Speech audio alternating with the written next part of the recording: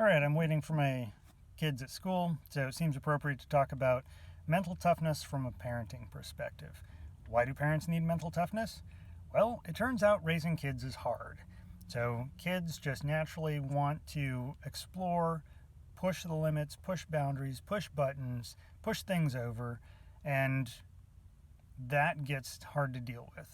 At some point, I get frustrated that they're not behaving as the civilized adults they will one day be. So I dig into the big four of mental toughness. I use breath control.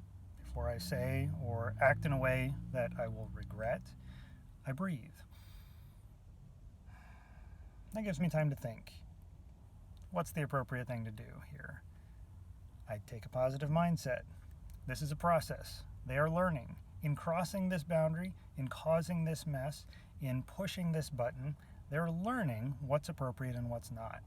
Okay, so I can approach it from a little bit better perspective if I take that positive mindset. Third, visualization. I can't look at them as they are now and then imagine them in a decade or two behaving the same way. I have to look at the end goal, like, okay, this process is going to work. This process is going to guide them towards being civilized human beings in a society that welcomes them. But that's not where they are right now. So we take little steps, and that's the last part, micro goals.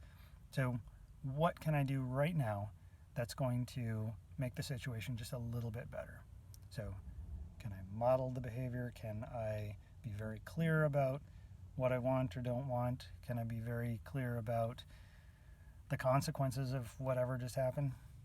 In any case, I'm going to use the big four of mental toughness in order to allow myself to be a parent that's more of a guide than just a bigger version of them, throwing my own temper tantrum back at them to try and dissuade them from doing whatever they just did.